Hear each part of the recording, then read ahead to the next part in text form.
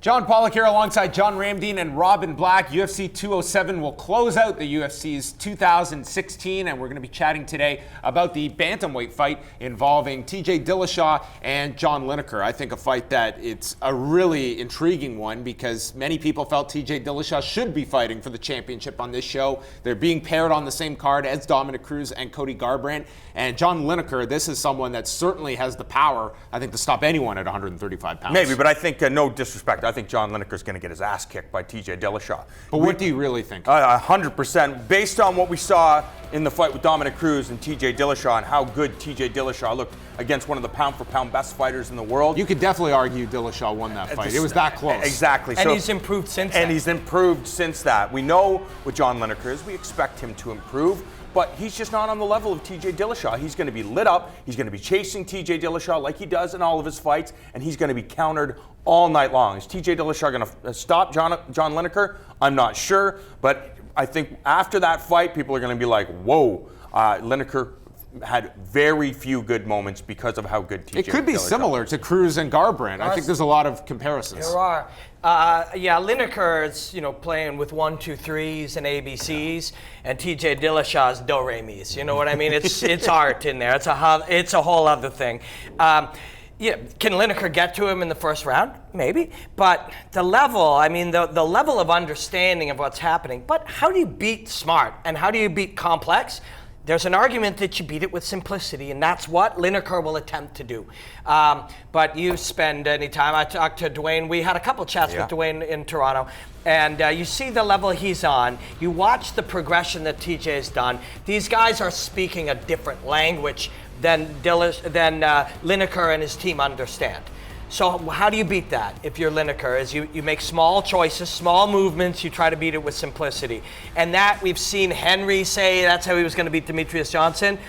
Everything's got to go your way for that to work out. Lineker does cut off the cage very, very well. So if he pressures you and you're trying to move out here against the cage, he tries to shoehorn you in. That's going to be the key. Speed, as you move that way, he's hooking you. As you move that way, he's big hooks. But Dwayne understands that. This is Dwayne looks at that and it's very simple math.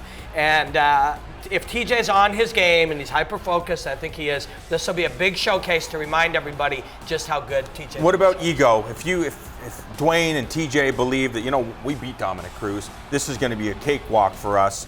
We know that ego is a part of the mixed martial arts game. It's part of the fight game. How do you make sure you don't buy into your own hype? Dwayne does, and he thinks differently. He looks at everything as the real problem, the true problem as it is. Truth is a weird thing.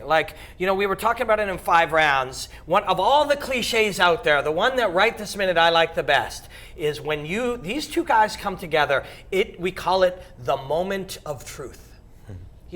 Truth doesn't care if you believe it or not. Gravity doesn't care if you believe it or not. It's gravity. And the truth doesn't care either. And the truth is that TJ Dillashaw is on another evolutionary level than John Lineker. Doesn't mean John Lineker can't get his hands on him. If he's going to win, it will be by knockout. Pressure combined with his ability to cut off the cage.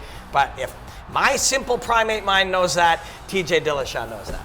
We've also seen John Lineker, in the past, whether it's a flyweight. This is a guy, too, that has struggled with his weight cut. And I think that with TJ Dillashaw, that's not going to be something fight week that he's going to be just looking at his weight and checking how much time he's got left until he has to weigh in. That's a big thing on fight week if that's an added stress that you're throwing upon yourself. Well, if you're John Lineker, this is a huge fight. If we just saw what happened with TJ Dillashaw and Dominic Cruz. You come out, you stop TJ Dillashaw, who took the champ to the distance. Yeah. You leapfrog a whole bunch of people and you could be fighting for a UFC championship. So this is a huge opportunity for him. I'm sure that's got to be in his mind, which could be, it's a nerve-wracking situation no matter what. But you're talking about your future and you're looking for the biggest prize in the entire sport on all the riches that comes with it.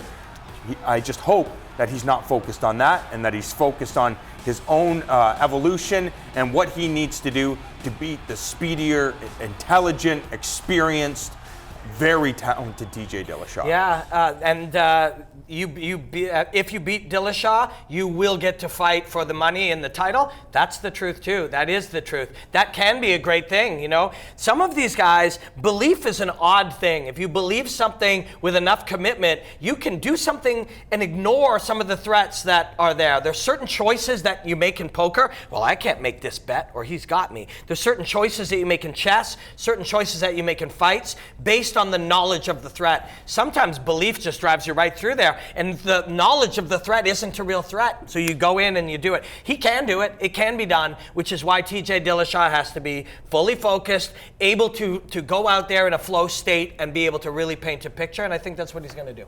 It's going down at UFC 207. TJ Dillashaw and John Lineker at 135 pounds, a fight which should produce the next contender for the bantamweight title.